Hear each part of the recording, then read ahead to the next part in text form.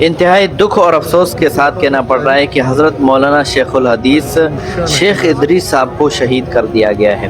ایک مدرسے سے آ رہے تھے درس حدیث دے کر اور دوسرے مدرسے جا رہے تھے درس حدیث دینے کے لیے، تو راستے میں ظالموں نے شیخ ادریس صاحب کو شہید کر دیا۔ کتنی دکھ اور افسوس کی بات ہے۔ ہمارے ملک پاکستان میں علماء کی قدر ہی نہیں ہے۔ یہاں پر قدر ہے تو کرکٹرز کی قدر ہے، یہاں پر عزت ہے تو مالداروں کے لیے ہے، یہاں پر عزت ہے تو سیاستدانوں کے لیے، پروٹوکول سب کچھ ان کے لیے۔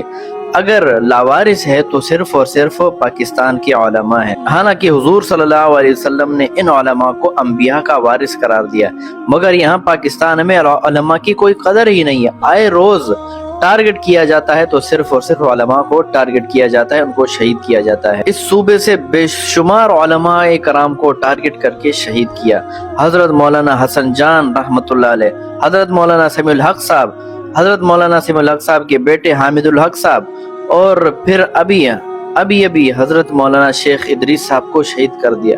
کیا پاکستان کے مقدر میں، پاکستان کے علماء کے مقدر میں صرف اور صرف شہادتیں ہی ہیں؟ ٹارگٹ کرنے والا علماء کو ٹارگٹ کرتا ہے، گولی مارتا ہے اور پھر ایسے بھاگ جاتا ہے کہ وہ پھر نظر ہی نہیں آتا اور پکڑا بھی نہیں جاتا۔ حدیث پاک میں آتا ہے جس کا مفہوم ہے کہ قرب قیامت میں اللہ تعالیٰ قرآن کے علم کو اور حدیث کے علم کو اٹھائیں گے۔ اب کیسے اٹھائیں گے؟ ایسے نہیں کہ اللہ تعالیٰ قرآن کو اٹھا لیں گے، اس کے نقوش کو اٹھا لیں گے، بلکہ حدیث کو اٹھا لیں گے، ایسے نہیں، بلکہ اللہ تعالیٰ علم کو اٹھائیں گے علماء کے اٹھائے جانے کے ساتھ۔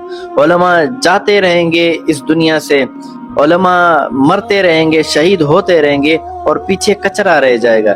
پھر ان کو دین کو کوئی پڑھانے والا نہ ہوگا، دین ان تک لوگوں تک پہنچانے والا کوئی نہ ہوگا، باقی سارے کے سارے ان پڑھ اور جاہل رہ جائیں گے۔ سارے کے سارے دین سے لا علم ہو گئے، قرآن سے لا علم ہو گئے، حدیث سے لا علم ہو گئے، پیچھے سارا کچرا رہ جائے گا۔ اور آخر میں ایک گزارش کرنا چاہتا ہوں علماء کرام سے، جو بڑے بڑے علماء کرام ہیں، کہ خدا را اپنی سیکیورٹی کا کچھ خیال رکھیں، اپنے ساتھ گارڈ رکھیں اور وقتاً فوقتاً گاڑیاں بدلتے رہیں اور کالے شیشوں کا بندوبست کریں اور بلڈ پروف شیشے لگوائیں گاڑیوں کو۔ کاش کہ اگر اس گاڑی میں بلڈ پروف شیشے لگے ہوئے ہوتے تو شاید شیخ ادریس صاحب بچ جاتے۔ اور اللہ تعالیٰ قرآن پاک میں بھی ارشاد فرماتے ہیں کہ وَابْتَغُوا إِلَيْهِ الْوَسِيلَةَ، کہ تم وسیلہ تلاش کرو، وسیلے کا ذریعہ لو۔ تو جس طرح اپنے آپ کو کھانا کھلانا، روٹی کھلانا، پانی پلانا فرض ہے، تو علماء کرام کو بھی چاہیے کہ اس سیکیورٹی کو، اپنی سیکیورٹی کو فرض سمجھتے ہوئے اپنے لیے سیکیورٹی کا بندوبست کریں۔